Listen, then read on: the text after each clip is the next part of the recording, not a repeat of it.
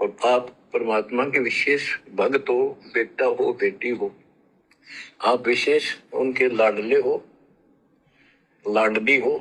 विचार करो, इस संसार में कितनी जनता भरी पड़ी है, ना भक्ति करने वालों की कोई कमी नहीं।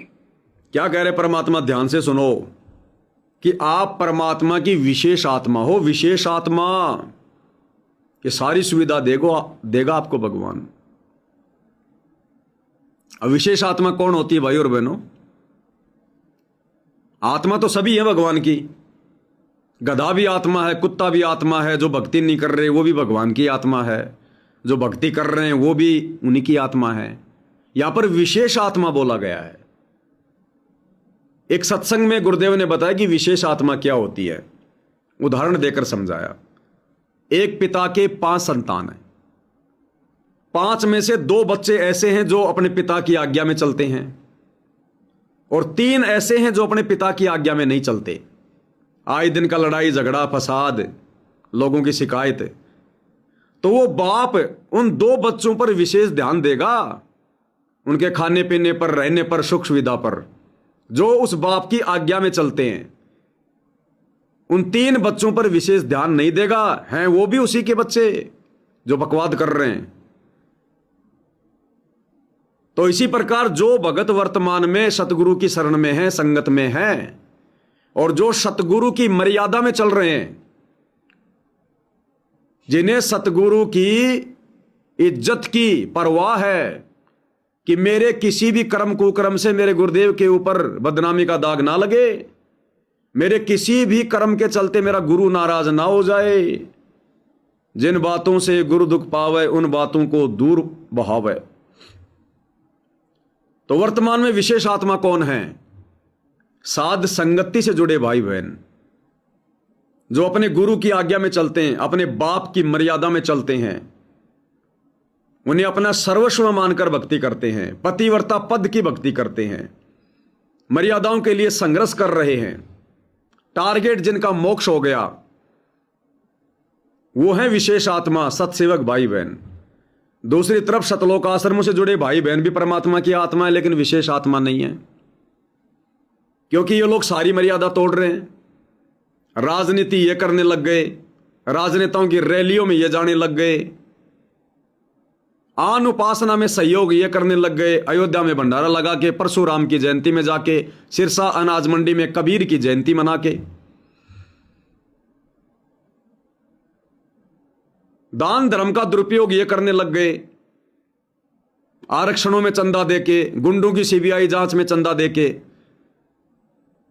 धन को बर्बाद ये करने लग गए, गौशालाओं की शेड बना के, लोगों की धर्मशाला बना के, रोड़े बना के, जो काम सरकार के होते हैं, व्यर्थ में लोगों के मकान बना के भक्तों का धन बर्बाद कर रहे हैं। हाई कोर्ट से अपने बाप से माफी मंगवा रहे हैं,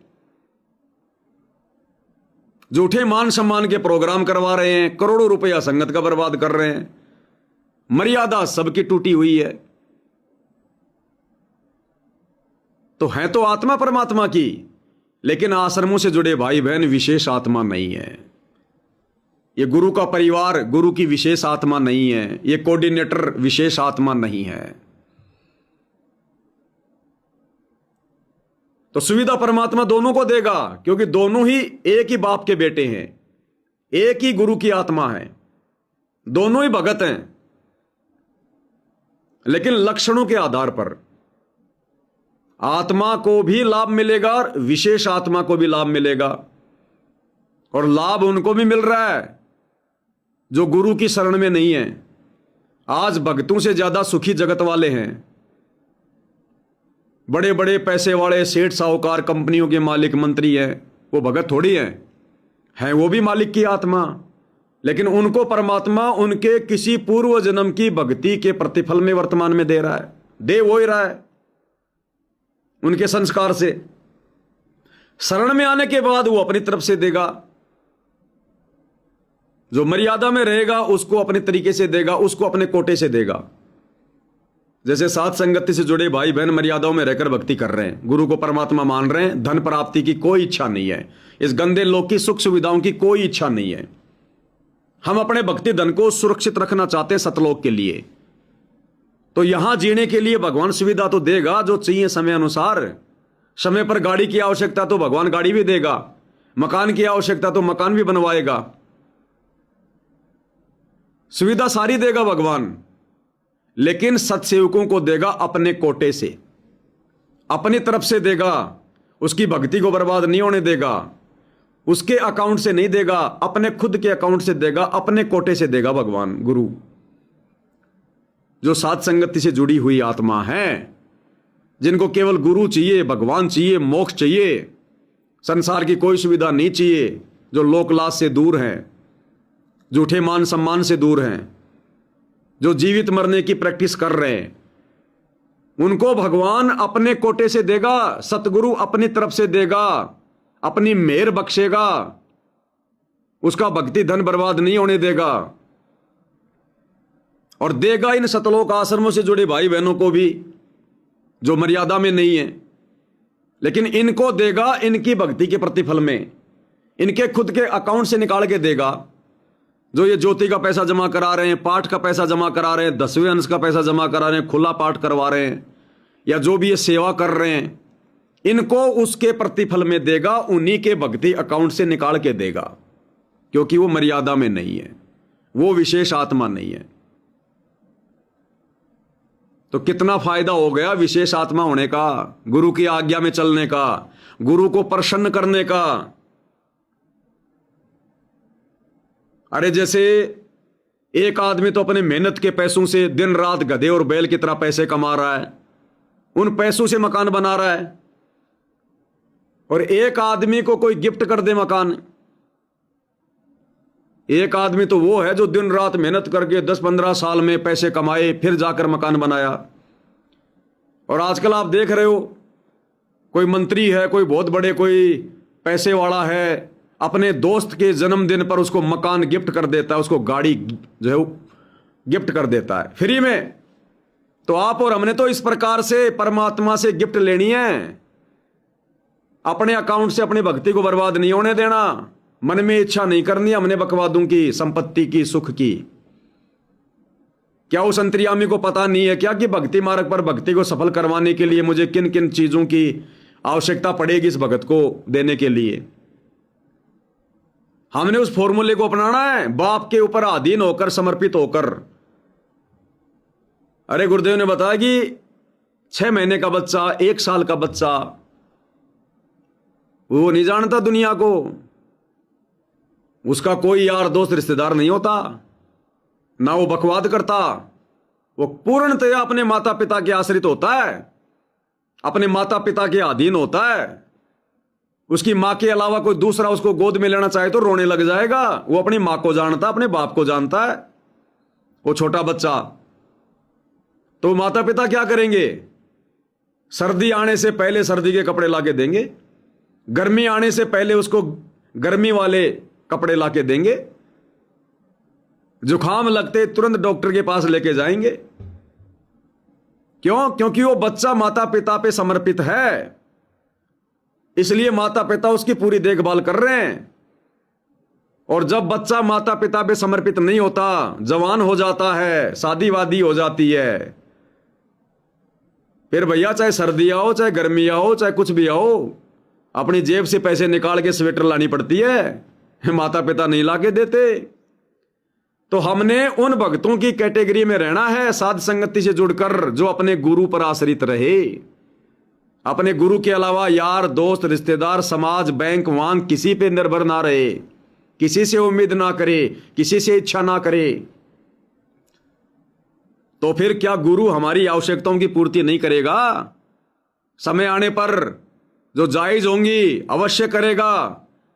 और जो भाई बहन सतलोक आश्रमों से जुड़े हैं, जो राजनेताओं पर आश्रित हैं, बड़े बड़े मंत्रियों के साथ में उनका उठना बैठना,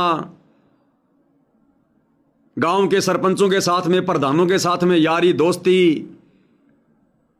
तो बताओ फिर गुरु क्या करेगा? गुरु क्या करेगा फिर? तो समझ गए होंगे आप। तो आप और हमने उन भक्तों की कैटेगरी में रह के भक्ति करनी है जो अपने गुरु पर आश्रित होते हैं, फिर गुरु संभालेगा। तो क्या कह रहे हैं पूज्य गुरुदेव भगवान, क्योंकि आप उस भगवान की विशेष आत्मा हो, विशेष आत्मा। और आप परमात्मा के विशेष भक्त हो, बेटा हो, बेटी हो। आप विशेष उनके लाडले हो, लाडली हो। विचार करो, इस संसार में कितनी जनता भरी पड़ी है, ना भक्ति करने वालों की कोई कमी नहीं, किसी के पास भक्ति सही नहीं है। तो वो भक्ति करके अपने आप को धोखा में बैठे हैं, उनके साथ धोखा हो रहा है। ध्यान देना, ये विशेष संदेश है। परमात्मा इशारा करेंगे जगत पे और संकेत करेंगे अपने ही पंथ में। ये सामान्य सत्संग नहीं है। सामान्य सत्संगों के माध्यम से गुरुदेव ने बहुत कुछ समझा दिया, नकली संतों के बारे में, आचार्य शंकराचार्यों के बारे में, शास्त्र विरुद्ध साधना के बारे में सब समझा दिया। अब ये विशेष संदेश हैं, ये विशेष संदेश संकेतों में है। क्या कह रहे हैं गुरुदेव कि विचार करो, दुनिया में भक्ति करने वालों की कोई कमी नहीं है, कोई कमी नहीं है, लेकिन उनकी भक्ति शास्त्र के विरुद्ध है। इसी प्रकार सतगुरु रामपाल जी की संगत में भक्तों की कोई कमी नहीं, भक्ति करने वाले भक्तों की कोई कमी नहीं। जो आश्रमों में जा रहे हैं वो भी कहीं ना कहीं भक्ति करने जाते हैं, सेवा करने जाते हैं। जो बेगार उनसे करवाई जा रही है, लोगों के मकान बनवाकर, आलू टमाटर की पैकिंग करवाकर, वो भी बेचारे सेवाई समझ के कर रहे हैं। उनको जो फिल्में दिखाई जाती है सत्संगों के बजाय, वो सत्संग ही समझकर सुन रहे हैं। लेकिन मर्यादा नहीं है। क्या कह रहे हैं गुरुदेव, ध्यान से सुनो भाई और बहनों। विचार करो, इस संसार में कितनी जनता भरी पड़ी है, ना भक्ति करने वालों की कोई कमी नहीं। इस संसार में कितनी जनता भरी पड़ी है और भक्ति करने वालों की कोई कमी नहीं। इसी प्रकार इस संगत में कितने भगत भरे पड़े हैं, भक्ति करने वालों की कोई कमी नहीं है। किसी के पास भक्ति सही नहीं है, किसी के पास भक्ति सही नहीं है। क्या सतलोक आश्रम वाले भाई बहनों की मर्यादा है? वो कह रहे हैं कि हम तो शास्त्र अनुकूल साधना कर रहे हैं, लेकिन शास्त्र अनुकूल साधना सफल कब होती है? जब आप मर्यादा में रहोगे, पतिव्रता पद पे आओगे, गुरु को परमात्मा मानोगे। तो उनकी भक्ति सही नहीं है संत रामपाल जी से नाम लेने के बाद भी। तो वो भक्ति करके अपने आप को धोखा में बैठे हैं, उनके साथ धोखा हो रहा है। तो भक्ति करते करते भी धोखा खा रहे हैं, उनके साथ में धोखा हो रहा है। तो बताओ, सतलोक आश्रम से जुड़े भाई बहनों के साथ में धोखा हो रहा कि नहीं हो रहा? उन्हें अचानक से परशुराम की जयंती में छोड़ दिया जाता है, अचानक से अयोध्या के भंडारे में ठोक दिया जाता है, कबीर जयंती में बैठा दिया जाता है, गुंडू की सीबीआई जांच में बैठा दिया जाता है, आरक्षणों में बैठा दिया जाता है। सारा दिन उनसे बेगार करवाई जाती है, लोगों के मकान बनवाकर, मोटर पाइप बंटवाकर। जाना चाहिए भगत ने सत्संग में, जाते हैं मान सम्मान के कार्यक्रम में, सुनने चाहिए जाकर सत्संग। वहां देख रहे जो है वो लड़कियों का डांस। अरे भगत सत्संग में जाता है ज्ञान सुनने, सत्संग सुनने, और मान सम्मान के कार्यक्रम में बैठा कर उनको क्या दिखाया जा रहा है? लड़कियों के नाच गाने, रागनियां सुनवाई जा रही हैं। कौन सम्मान हो रहा है, किसका सम्मान हो रहा है, कौन कर रहा है, वो दिखाया जा रहा है।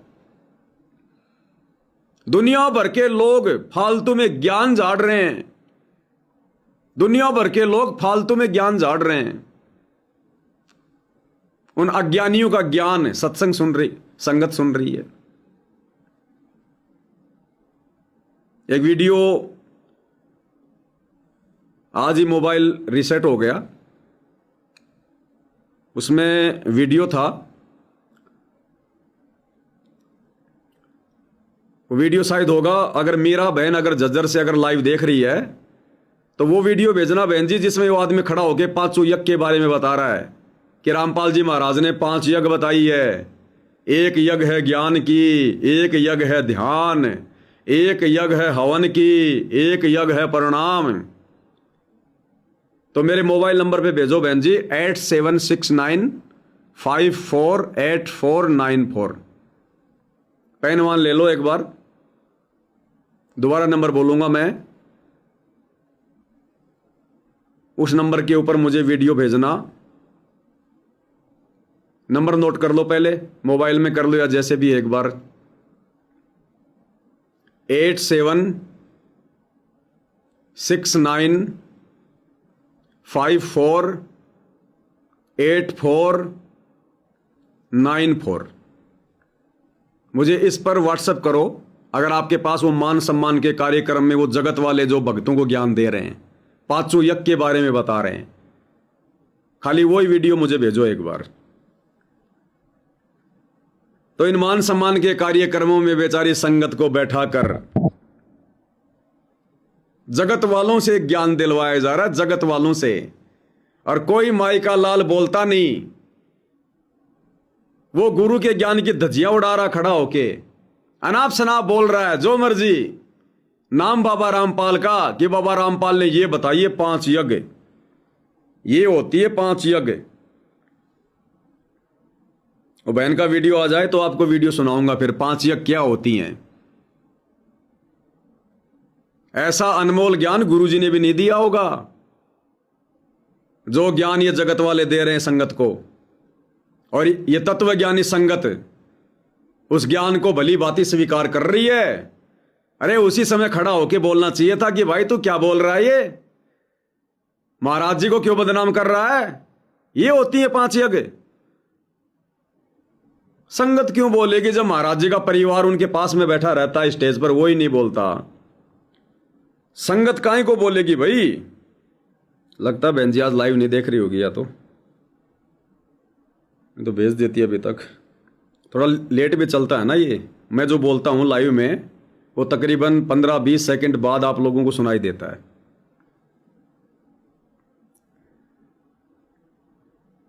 आ जाएगा शायद, तब तक मैं आपको थोड़ा सा वर्बली बता देता हूं।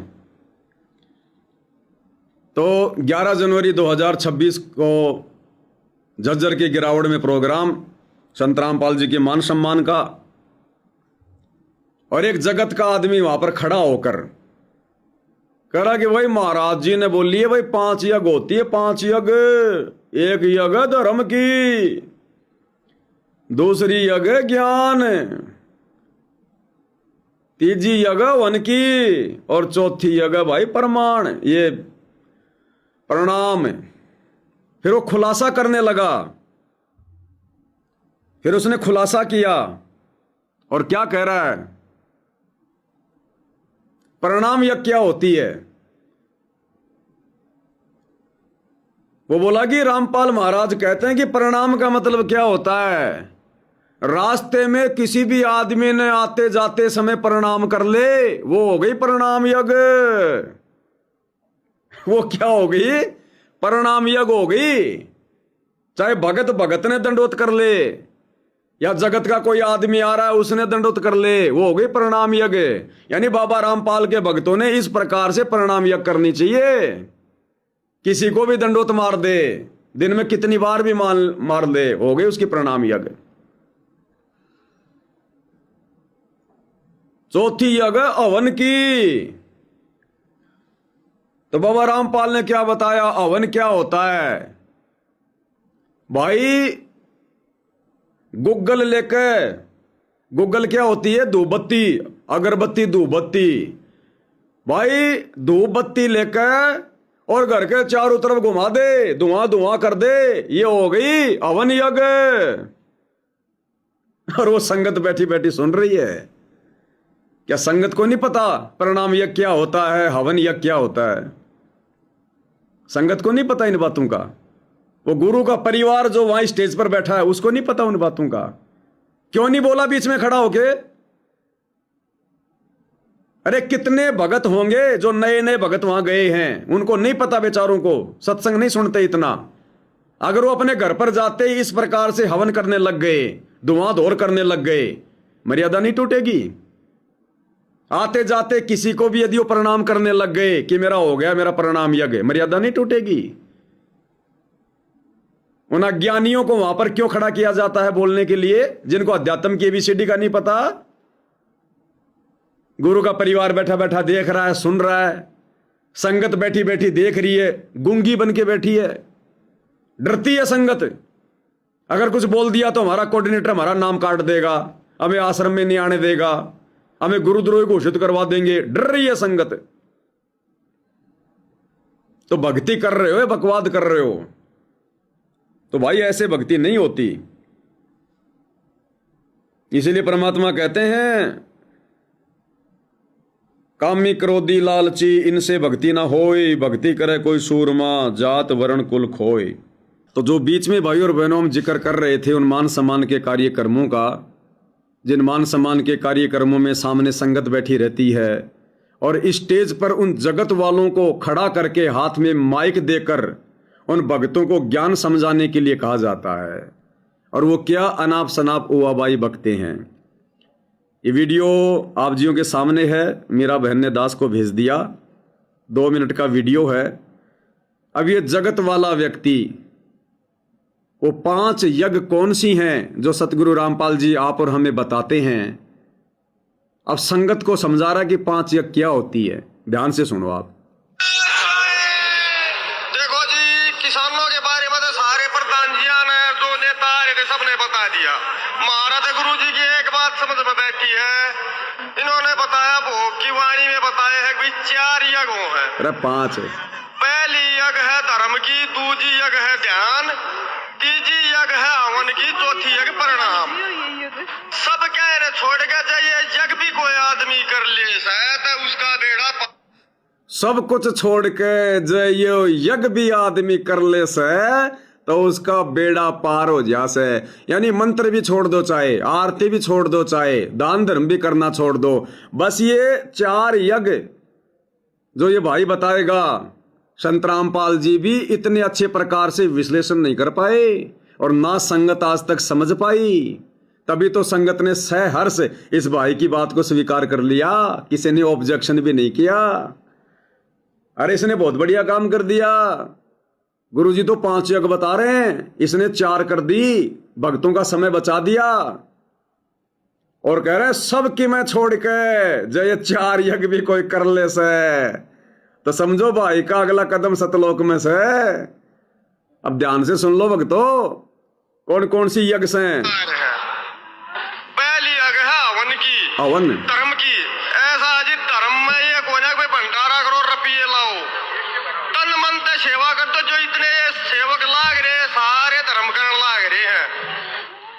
दूसरी यज्ञ है ध्यान की, जो ध्यान में भी कोई सी दिक्कत को नहीं, अपना काम भी करे जाओ, गुरु जी का नाम लिए जाओ, ध्यान भी हो गया। तीसरी यज्ञ है हवन की, हवन भी न्यू को पंडित जी बुलाना, हर भाई 1000 1100 रुपये 2100 रुपये देने पड़ेंगे। अपने घर में थोड़ी ही गूगल रखो, सुबह शाम अपने घर में उसका धूमड़ी दो, हवन भी हो गया। चौथी हो गया हवन है। तीसरी यज्ञ हवन की, अपने घर में गूगल ले आओ, धूप बत्ती ले आओ और अपने घर में धूनी धानी मार दो, हो गया हवन यज्ञ। कह रहा संत रामपाल जी ने बताई है, यो है हवन यज्ञ। दोबारा सुन लो। जो ध्यान में भी कोई सी दिक्कत को नहीं, अपना काम भी करे जाओ, गुरु जी का नाम लिए जाओ, ध्यान भी हो गया। अब तीसरी यज्ञ है हवन की, हवन भी न्यू को पंडित जी बुलाना, हर भाई 1000 1100 रुपये 2100 रुपये देने पड़ेंगे। धूनी मार दो। अपने घर में थोड़ी ही गूगल रखो, सुबह शाम अपने घर में उसका धूमड़ी दो, हवन भी हो गया। हो गया। चौथी जगह प्रणाम। अगर जो कोई आदमी सुबह से शाम तक हाथ जोड़ के किसी ने प्रणाम कर ले सबने, तो उसका बेड़ा पार है। सुबह से शाम तक कोई आदमी किसी ने आता जाता ने जब प्रणाम कर ले तो उसका बेड़ा पार से। ये है प्रणाम यज्ञ। अरे कहाँ गुरुजी हमसे दंडवत करवा रहे हैं, जमीन में लौटना पड़ता है। कितनी बढ़िया विधि बता दी इस भाई ने, और संगत सुन रही है, संगत स्वीकार कर रही है कि हाँ जी बिल्कुल सही कह रहे हो आप। और सुबह से शाम तक कोई आदमी ने कोई प्रणाम कर ले, बस होगी प्रणाम यज्ञ। गुरु गया बाढ़ में, दंडवत मुंडवत नहीं करनी। ऐसा ज्ञान मिलेगा? है कोई संसार में ऐसी कोई यूनिवर्सिटी जो ऐसा ज्ञान दे सके? पांचवी बात यह है कि जो आज गांव में जो महाराज जी ने मेहर करी है, वो भंडारा है, इसका प्रसाद भाई सब लेकर जाइए। जो इस प्रसाद में रह गया, वो जिस तरह काशी तर की दिन है, न्यू और नगरी तरण लारी, जो रह गया वो रह जाएगा भाई। बस समय के अभाव के कारण मैं इतनी बात कहूँ हूँ। एक बात राम करत ने समय ना मिला आगे, कह रहा समय के अभाव में मैं केवल इतनी बात कहूंगा। अरे भगवान करत ने समय ना मिले, यो संगत में अज्ञान ना ठोक मेरा भाई। अच्छा हुआ जो तेरे पास में समय नहीं था, नहीं तो जाने तू भक्ति की और क्या क्या विधि बताता भक्तों को। कि समय के अभाव में जनो तो बहुत बड़ो कोई तीर मार दियो है, बड़ी कोई अजब गजब बात कह दी है। पढ़ाई का उल्टो पाठ कह रहे हो, समय का अभाव है मेरे कने, नहीं तो ज्ञान तो मैं और भी दूं आज, लेकिन आज समय का अभाव है मेरे पास में। देख लो भाई और बहनों, ये हो रहा है। परमात्मा कहते हैं ना कि एक पलक में पाइए खोजी ले ले साथ, तो संगत ने इन खोजियों को अपने साथ में ले लिया। एक पलक में सतलोक जाएंगे आश्रम वाले, इतनी बढ़िया विधि बता दी। जमीन में लेटने की जरूरत नहीं है, देसी घी लाकर खड़ी बत्ती लगाने की जरूरत नहीं है, गुग्गल फुग्गल ले आकर घर में धुआं करते हो, होगा तुम्हारा हवन यज्ञ और परिणाम यज्ञ। कोई दंडवत नहीं करनी, सुबह से शाम तक कोई भी आदमी ने प्रणाम कर दो कि राम राम जी, होगी तारी दंडवत। बताओ, ये सुनने जा रही है संगत वहां, ये सुना है संगत ने। गुरु का परिवार वहीं स्टेज पे बैठा रहता है, उनके कानों के अंदर कोई लकड़ियां ठूसी हुई है क्या? संगत सामने बैठी है, मुंह के अंदर घियां दे रखी है किसी ने, जो बोलने की मनाही है, खड़े होके बोल नहीं सकते। सारे के सारे महाभारत वाली कहानी कर रहे हैं, विषम पितामह की तरह, द्रोणाचार्य की तरह, सब मूक दर्शक बन के बैठे हैं। कोई कुछ भी बाबा का नाम लेके ठोक देता ना सनाब बात। ये है भाई और बहनों,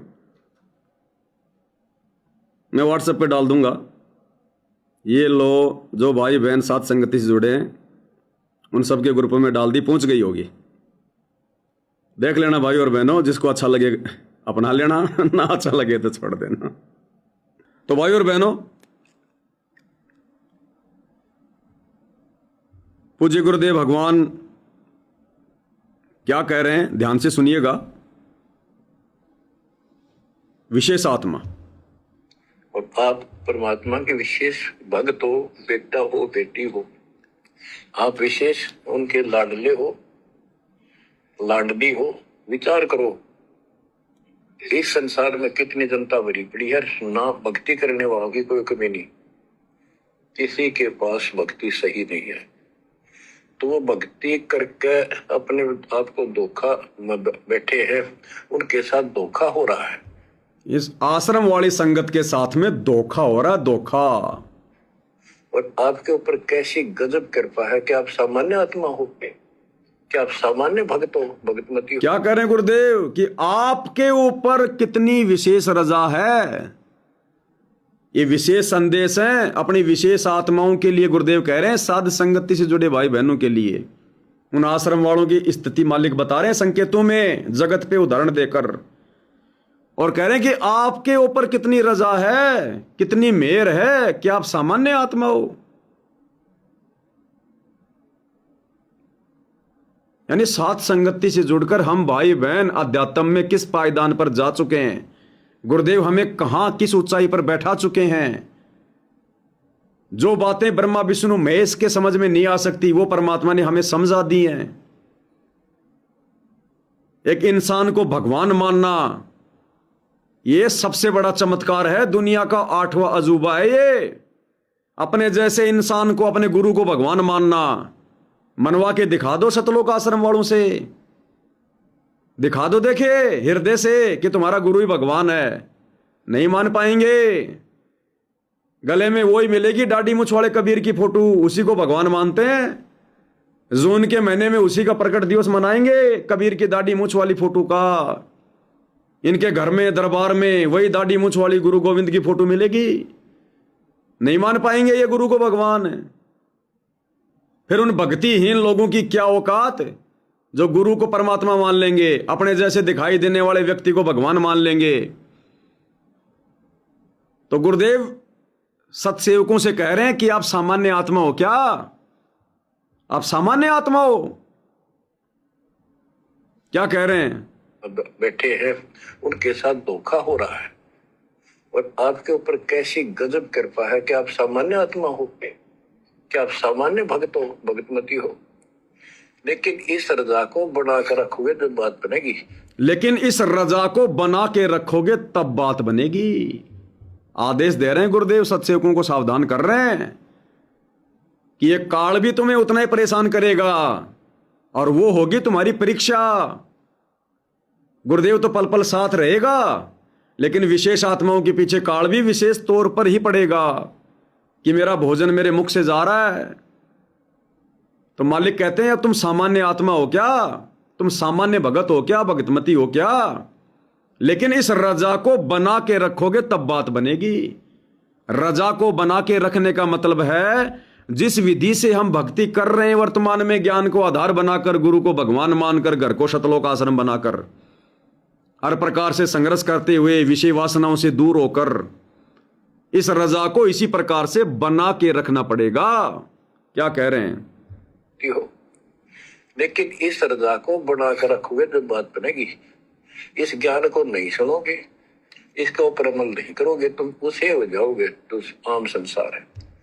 अगर तुम इस ज्ञान के ऊपर अमल नहीं करोगे, विचार नहीं करोगे, मर्यादाओं में नहीं रहोगे, तो तुम वैसे हो जाओगे जैसा आम संसार है। यानी फिर हम सत्सेवक भी वैसे ही बन जाएंगे जैसे आम भगत हैं जो सतलोक आश्रमों से जुड़े हुए हैं, तुम भी फिर वैसे ही हो जाओगे। तो हमने वैसा नहीं बनना है। परमात्मा ने कोई कसर, कोई कमी नहीं छोड़ी है, ना खुद छोड़ी। दिन रात एक कर दिए गुरुदेव ने आप और हमारे लिए। ना दिन का चैन देखा, ना रात की नींद देखी, ना समाज देखा, ना इज्जत देखी। आप और हमारे लिए गुरुदेव ने क्या से क्या कर दिया। ऐसा संघर्ष परमार्थ के लिए अवर्णनीय, संसार में कहीं सुनने और देखने को नहीं मिलेगा। निस्वार्थ भाव से केवल आप और हमारी चिंता में, आप और हमारे आत्म कल्याण के लिए। दुनिया तो लड़ाई झगड़ों में जेल जाती है, पैसे टके के चक्कर में जेल जाती है, संपत्ति के विवाद में जेल जाती है। गुरुदेव आप और हमारे आत्म कल्याण की चिंता में जेल बैठे हैं। आप और हमारे उस परमार्थ के लिए जेल में बैठे हैं, हमें सतलोक में देखने के लिए जेल में बैठे हैं। हमारे कष्ट अपने ऊपर लेकर जेल में बैठे हैं, हमारे कर्मों के कष्ट, क्योंकि इस काल के कागजों में तो पूरा करना पड़ता है। काल के कागजों में तो पूरा करना पड़ता है। तो परमात्मा हमारे उन कर्मों का कष्ट अपने ऊपर लेकर आप और हमें भक्ति के लिए समय दे रहे हैं और काल के कागजों में दिखा रहे हैं कि ये कष्ट इन आत्माओं ने भोग लिए। काल को दिखाई दे रहा हम सब जेल में बैठे हैं। इतना दयालु। तो अब यदि भाई और बहनों मोक्ष से अगर पैर फिसल जाता है, अगर कोई गलती बन जाती है, तो भाई सतगुरु का फिर कोई दोष नहीं है, ना होता है ना होगा। फिर ये कुल्हाड़ी समझो फिर हमने मार ली अपने पैर पर जानबूझ के।